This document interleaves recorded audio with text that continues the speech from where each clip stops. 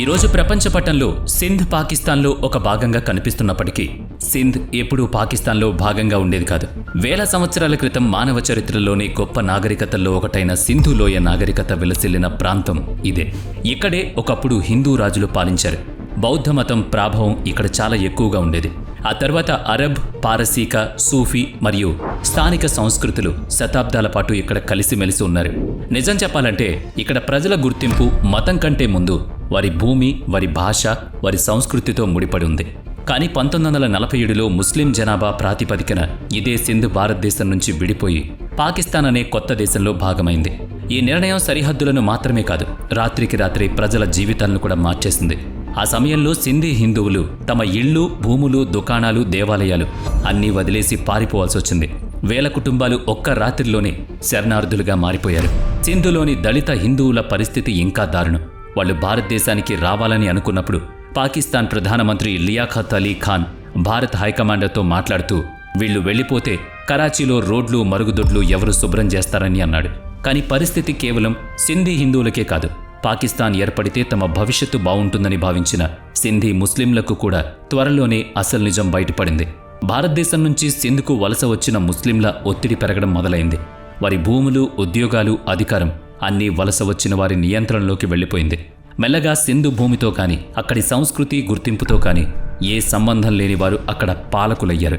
దేశ విభజన సమయంలో స్వయంగా పాకిస్తాన్తో వెళ్లాలని నిర్ణయించుకున్న సింధ్ ఇప్పుడు 91% ముస్లిం జనాభా ఉన్నప్పటికీ పాకిస్తాన్ నుంచి స్వేచ్ఛను కోరుకునే పరిస్థితి వచ్చింది. ఈరోజు మనం సింధు పూర్తి చరిత్రను అర్థం చేసుకుందాం. దీని మూలాలు సింధులోయ నాగరికతతో ఎలా ముడిపడి ఉన్నాయి, ఏ హిందూ, బౌద్ధ రాజులు ఇక్కడ పరిపాలించారు, అక్కడ ముస్లిం పాలన ఎలా మొదలైంది, సింధ్ పాకిస్తాన్లో ఎలా భాగమైంది, సింధీలకు ప్రత్యేక సింధ్ దేశం అనే కల వెనుక ఉన్న వాస్తవం ఏంటి, ఈ విషయాలు ఇప్పుడు మీ ముందుకు. సింధ్ అనే పదం సంస్కృతంలోని సింధు అనే పదం నుంచి వచ్చింది. ఇది ప్రవహించే సింధు నది పేరు మీదుగా ఏర్పడింది. దాన్నే ఇండస్ నది అని కూడా పిలుస్తారు. 1947 దేశ విభజన తర్వాత సింధ్ పాకిస్తాన్లో ఒక భాగంగా ఉంది. దీనికి పశ్చిమాన బలూచిస్తాన్, ఉత్తరాన పాకిస్తాన్, పంజాబ్, తూర్పున భారతదేశంలోని గుజరాత్, రాజస్థాన్, దక్షిణాన అరేబియా సముద్రం ఉన్నాయి. జనాభా పరంగా ఇది పాకిస్తాన్లో 2వ అతిపెద్ద రాష్ట్రం, విస్తీర్ణం పరంగా 3వ అతిపెద్దది. కానీ 1947కి ముందు పరిస్థితి ఇలా ఉండేది కాదు. సింధ్ నిజమైన కథను అర్థం చేసుకోవాలంటే మనం ఆధునిక సరిహద్దులను దాటి వేల సంవత్సరాల వెనక్కి వెళ్ళాలి. మానవ చరిత్రలో గొప్ప నాగరికతలు రూపుదిద్దుకుంటున్న సమయం అది. సుమారుగా 5000 సంవత్సరాల క్రితం సింధు నది కారణంగా ఈ ప్రాంతంలోని సింధులోయ నాగరికత విలసిల్లింది. సింధు నాగరికత ప్రజల వ్యాపారం, సంస్కృతి చాలా గొప్పవి. నాటి సాంప్రదాయాలే తర్వాత కాలంలో సింధీ గుర్తింపుకు పునాదిగా మారాయి. ఇక్కడ సంపదను చూసి పర్షియా రాజు సైరస్, ఆ తర్వాత మెసడోనియన్ రాజు అలెగ్జాండర్ కూడా అక్కడకు దండయాత్రలు చేశారు. ఆ తర్వాత మౌర్య వంశం ఈ ప్రాంతాన్ని స్వాధీనం చేసుకుంది.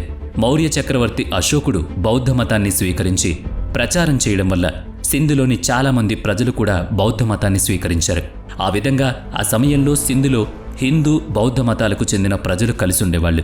దీని తర్వాత కుషాణ రాజుల పాలన ఇక్కడ సాగింది. కుషాణ రాజు కనిష్కుడు సింధును చైనా సిల్క్ రూట్తో అనుసంధానించాడు. దీనివల్ల సింధు చాలా అభివృద్ధి చెందింది. ఆ తర్వాత రాయ్ వంశం అధికారంలోకి వచ్చి 7వ శతాబ్దం వరకు ఇక్కడ పాలన ఇచ్చింది. ఈ వంశంలో చివరి రాజు రాయ్ సాహసి II. వారికి పిల్లలు లేకపోవడంతో 2వ రాయ్ సాహసి మరణం తర్వాత ఆయన భార్య రాణి సుంహది ఆమె ఆస్థానంలో ఉన్న చాచ్ అనే బ్రాహ్మణ అధికారిని వివాహం చేసుకుంది. చాచ్ చాలా అందగాడు, తెలివైన వాడని అంటారు. రాణి సుహందని వివాహం చేసుకున్న తర్వాత అతడు సింధ్కి రాజయ్యాడు. చాచ్, రాణి సుహందలకు దాహిర్ అనే కొడుకు పుట్టాడు. అతను తర్వాతి కాలంలో సింధు గొప్ప పాలకుడయ్యాడు. అయితే రాజా చాచ్ తర్వాత అతని సోదరుడు చంద్రసేన్ 9 సంవత్సరాల పాటు సింధు రాజుగా కొనసాగాడు. అతను బౌద్ధ మతాన్ని స్వీకరించడమే కాకుండా తన రాజ్యంలో దాన్ని రాజ్యమతంగా ప్రకటించాడు. చంద్రసేన్ హయాల్లో బౌద్ధ మతానికి చాలా గొప్ప స్థానం దక్కింది. కానీ దాహిర్ సింధు రాజు కాగానే హిందూ మతాన్ని తన రాజ్యమతంగా ప్రకటించాడు. దీనివల్ల బౌద్ధ మతం ప్రభావం తగ్గింది. దీంతో బౌద్ధులు రాజా దాహిర్పై తీవ్ర కోపంతో రగిలిపోయారు. పగ తీర్చుకోవడానికి సరైన సమయం కోసం ఎదురుచూడడం మొదలుపెట్టారు. ఈ అంతర్గత పగే రాబోయే రోజుల్లో సింధ్లో హిందువులు, బౌద్ధులు ఇద్దరి ఉనికిని నాశనం చేసింది. రాజా దాహిర్ పాలనలో సింధ్ బాగా అభివృద్ధి చెందింది. అతని సామ్రాజ్యం మక్రాన్ నుంచి గుజరాత్ వరకు, మాల్వా మరియు ముల్తాన్ నుంచి దక్షిణ పంజాబ్ వరకు విస్తరించుండేది. అతని పాలనలో భూమార్గం, సముద్ర మార్గం రెండిటి ద్వారా వ్యాపారం జరిగేది. అందుకే రాజా దాహిర్ రాజ్యం చాలా సంపన్నంగా ఉండేది.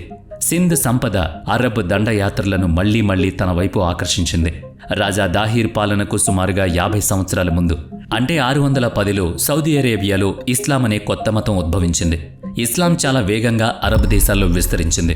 దాని ప్రాచుర్యం పెరిగే కొద్దీ ఇస్లామిక్ పాలకులు శక్తివంతులుగా మారారు.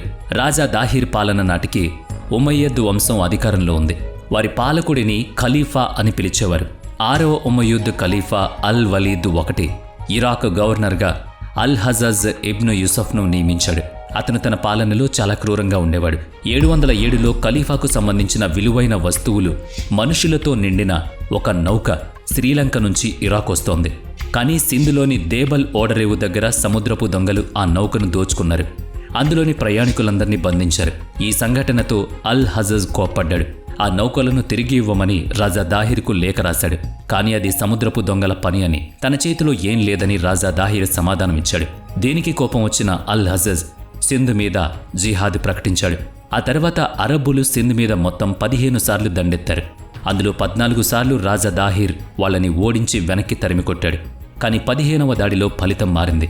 14 సార్లు ఓడిపోయిన అవమానంతో ఉన్న అల్ హజజ్ 15వసారి తన మేనలుడు మొహమ్మద్ బిన్ ఖాసిమ్ను పెద్ద సైన్యంతో సింధ్కు పంపాడు. 712లో సింధ్ నది ఒడ్డున అరబ్ సైన్యానికి సింధీ సైన్యానికి మధ్య భీకర యుద్ధం జరిగింది. ఇక్కడే రాజా దాహిర్ మీద పగతో ఉన్న బౌద్ధులు శత్రువులైన మహమ్మద్ బిన్ ఖాసిమ్తో చేతులు కలిపారు. కోట రహస్యాలన్నీ అతని ముందు పెట్టారు. మహమ్మద్ బిన్ ఖాసిం ఎంత క్రూరుడంటే రాజా దాహిర్ తల నరికేసి అతని 2 కూతుళ్ళు సూర్యదేవి, ప్రేమలదేవిలతో సహా ఆ తలను అరబ్ ఖలీఫాకు కానుగ్గా ఇచ్చాడు. సింధ్లో ముస్లిం పాలన మొదలవడానికి ఇదే కారణం. అందుకే పాకిస్తాన్ ఈ రోజుకి మహమ్మద్ బిన్ ఖాసింను హీరోగా, మొదటి పాకిస్తానీగా చూస్తుంది. కానీ సింధు ప్రజలు మాత్రం అతని ఒక క్రూరమైన ఆక్రమణదారుడు, పిరికిపందగా అభివర్ణిస్తూ ఉంటుంది. ఆ తర్వాత 11వ శతాబ్దంలో మిర్క్ షా సింధు రాజు అయినప్పుడు హిందువులను బలవంతంగా ఇస్లాంలోకి మార్చడం మొదలుపెట్టాడు. అందరూ ఇస్లాం స్వీకరించాలి, లేదంటే చావాలి. ఇది వాళ్ళ ఆజ్ఞ. తమ ప్రాణాలు కాపాడుకోవడానికి సింధ్ హిందువులు సింధు నది ఒడ్డుకు చేరి దేవుణ్ణి ప్రార్థించారు. 40 రోజుల పాటు కఠిన ఉపవాసం చేశారు. జనాభా భజనలు చేశారు. ఈ సమయంలో వాళ్ళు జుట్టు కత్తిరించుకోలేదు, బట్టలు కూడా మార్చుకోలేదు.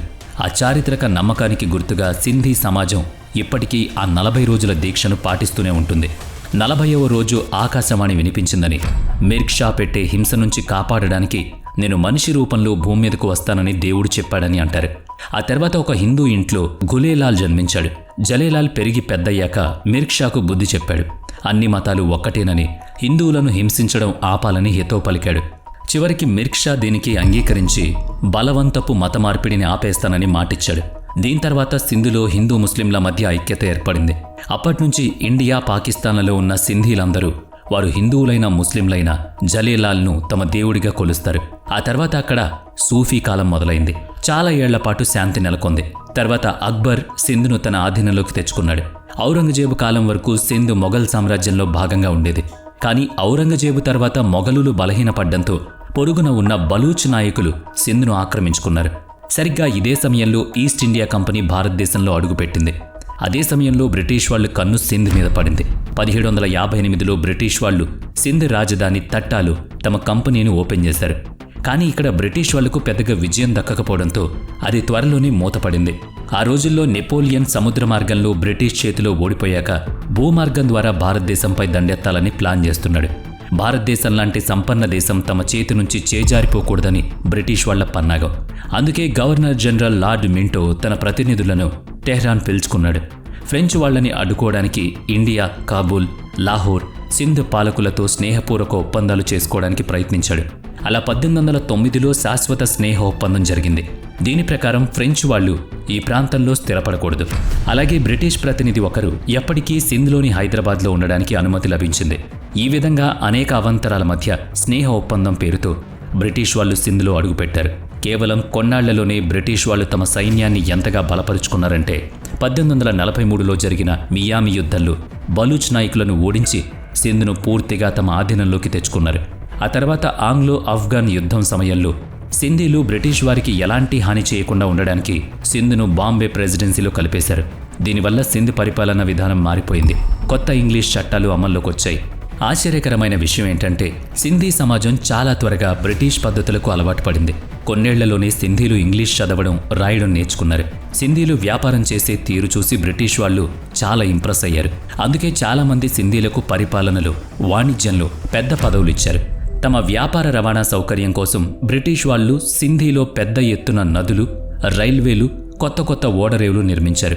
అదే సమయంలో సింధ్ను ప్రత్యేక రాష్ట్రంగా చేయాలని కోరుతూ సింధ్లోని మేధావులు, నాయకులు బ్రిటిష్ వాళ్ళని అడగడం మొదలుపెట్టారు.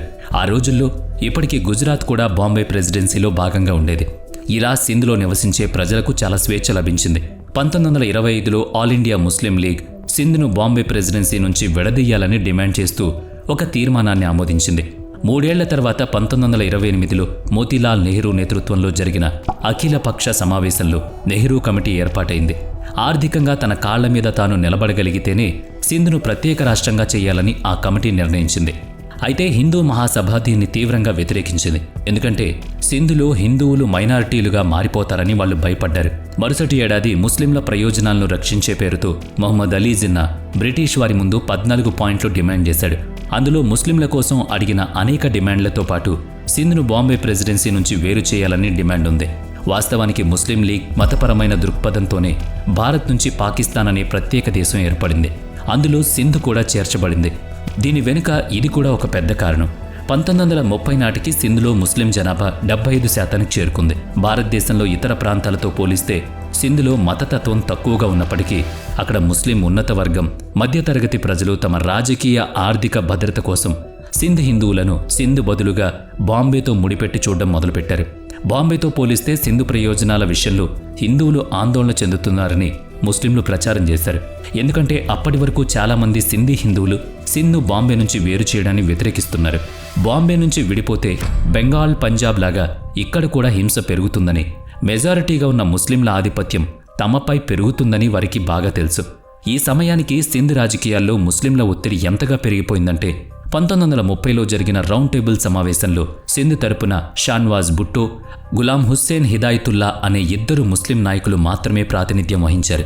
సింధ్ విభజనను పరిశీలించడానికి వేసిన కమిటీ సభ్యులందరూ కూడా ముస్లింలే.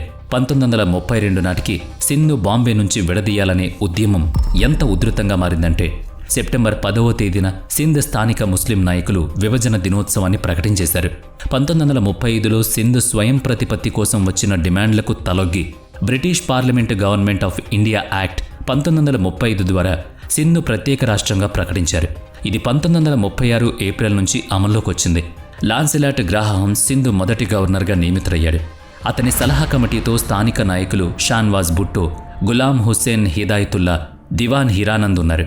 ఈ విధంగా సింధీ ప్రజలకు రాజకీయ గుర్తింపు లభించింది. స్థానిక నాయకులకు పాలనలో పాల్గొనే అవకాశం దక్కింది. రాష్ట్రం ఏర్పడగానే సింధ్ రాజకీయాలు మలుపు తిరిగాయి.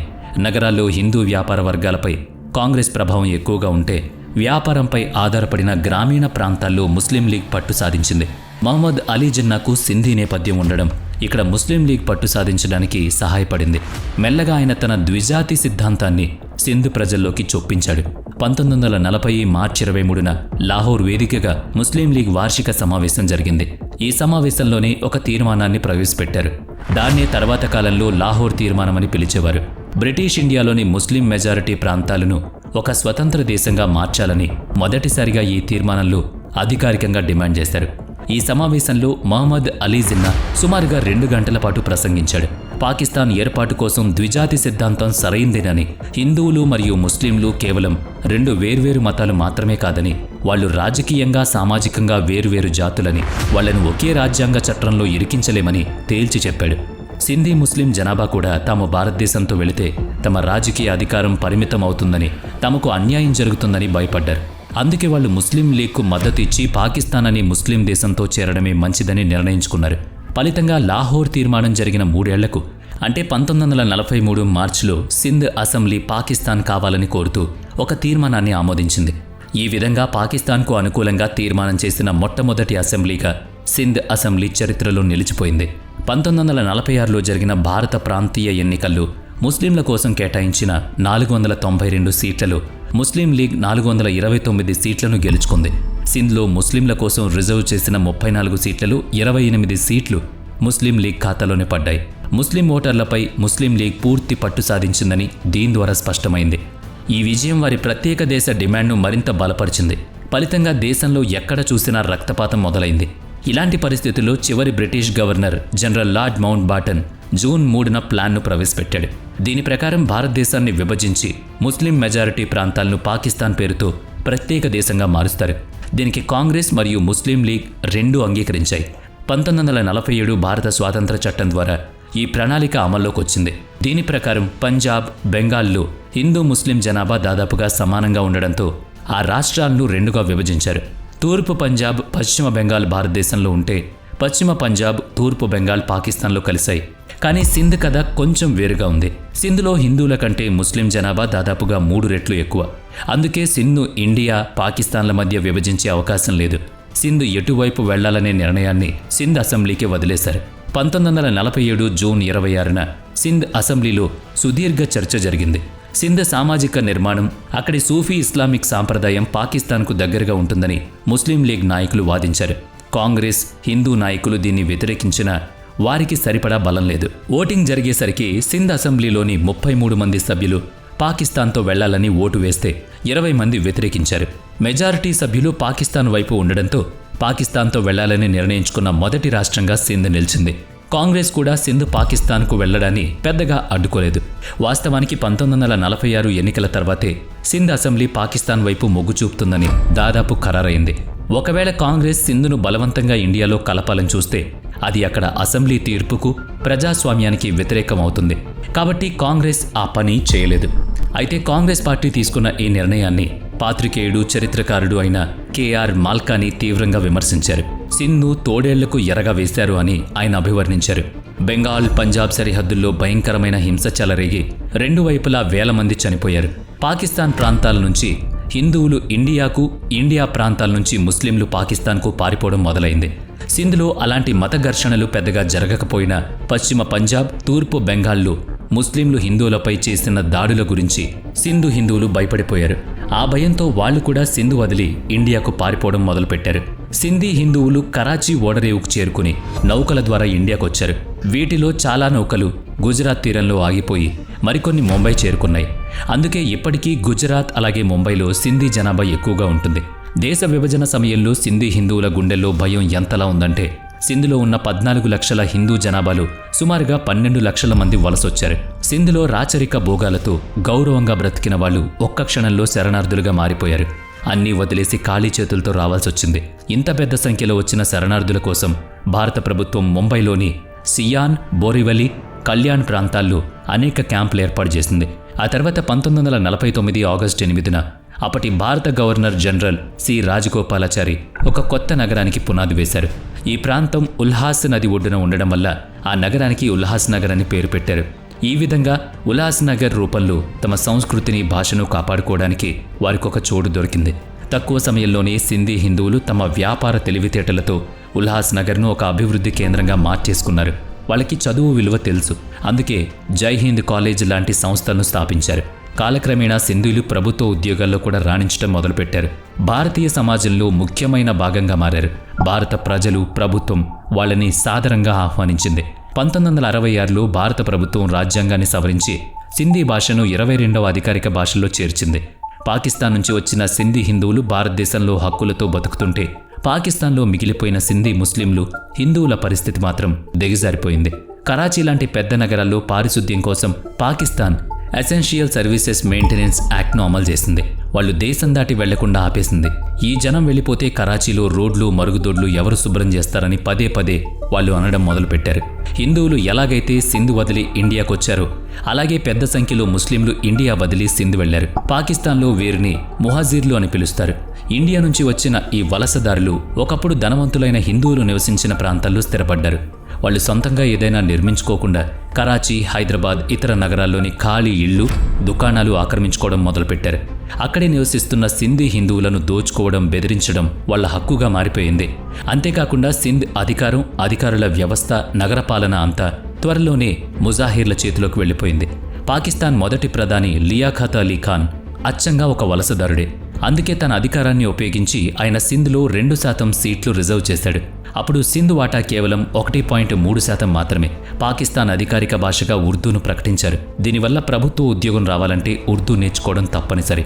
భాషా సమస్య వల్ల సింధీలకు ఉద్యోగాలు దొరకడం కష్టమైంది. మెల్లగా ఇద్దరి మధ్య లోతైన సాంస్కృతిక రాజకీయ అంతరాయం ఏర్పడింది. ఏదైనా సమాజాన్ని అంతం చేయాలంటే వారి సంస్కృతిని, భాషను అంతం చేయడమే సులభమైన మార్గమని అంటారు. పాకిస్తాన్లో సింధ్ విషయంలో అచ్చం ఇదే జరిగింది. కానీ పాకిస్తాన్ ఒక విషయం గ్రహించలేకపోయింది. పాకిస్తాన్లోని సింధీలు దీనికి వ్యతిరేకంగా ఏకం కావడం మొదలుపెట్టారు. సింధీ హిందువులు, ముస్లింలు ఇద్దరూ కలిసి ఉద్యమాన్ని వేగవంతం చేశారు. సింధీ ప్రజల కోసం సింధు దేశం కావాలని డిమాండ్ చేశారు. 1967లో సింధీ జాతీయవాద నాయకులు గులాం ముర్తాజా సయ్యాద్, పీర్ అలీ మహమ్మద్ రషీద్ ఈ ఉద్యమానికి కొత్త దశనిచ్చారు. Ghulam Murtaza Syed a nation in chains Sindhu Desh అనే పుస్తకం రాసి అందులో సింధు దేశ నమూనాలను వివరించారు. భాషా, సంస్కృతి, 5000 ఏళ్ల చరిత్ర, సింధులోయ నాగరికత గొప్పదనం అందులో మనకు కనిపిస్తాయి. దేశ విభజన తర్వాత పాకిస్తాన్ సింధును ఒక వలస ప్రాంతంగా చూస్తోందని, భాషను అణిచివేస్తోందని, వనరులని కేంద్రం నియంత్రిస్తోందని సయ్యద్ అన్నారు. అందుకే దాన్ని సింధు దేశాన్ని పిలిచారు.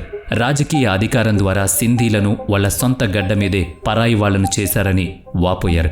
1971లో భాషా ప్రాతిపదికన తూర్పు బెంగాల్లో మంటలు చెలరేగి పాకిస్తాన్ విడిపోయి బంగ్లాదేశ్ ఏర్పడింది. బంగ్లాదేశ్ పోరాటం చూసి స్ఫూర్తి పొంది సింధు దేశ్ డిమాండ్ ఇంకా బలపడింది.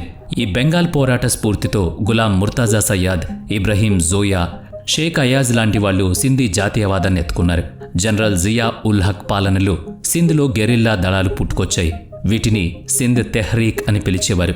కానీ ఇస్లామాబాద్లోని పంజాబ్ ఆధిపత్యం ఉన్న ఫెడరల్ సైన్యం, పాకిస్తాన్ ఆర్మీ ప్రతిసారి వీళ్ళని అణిచివేసేది. 1980 చివర్లో గులాం ముర్తాజా సయ్యాద్ సింధ్ నేషన్ అలయన్స్కు నాయకత్వం వహించి అనేక భావజాలాలు ఉన్న సమూహాలను ఒకే వేదికపైకి తీసుకొచ్చారు. 1988, 1990, 1993 ఎన్నికల్లో ఆ పార్టీ ఒక్క సీటు కూడా గెలుచుకోలేకపోయింది. దీనివల్ల సింధు ఉద్యమం కొంచెం బలహీనపడింది. 1992లో పాకిస్తాన్ ప్రభుత్వం గులాం ముర్తాజా సయ్యాద్ను అరెస్ట్ చేసి జైల్లో వేసింది. 1995 ఏప్రిల్ 25న కరాచీ జైల్లో ఉంటూనే ఆయన కన్ను మూశాడు.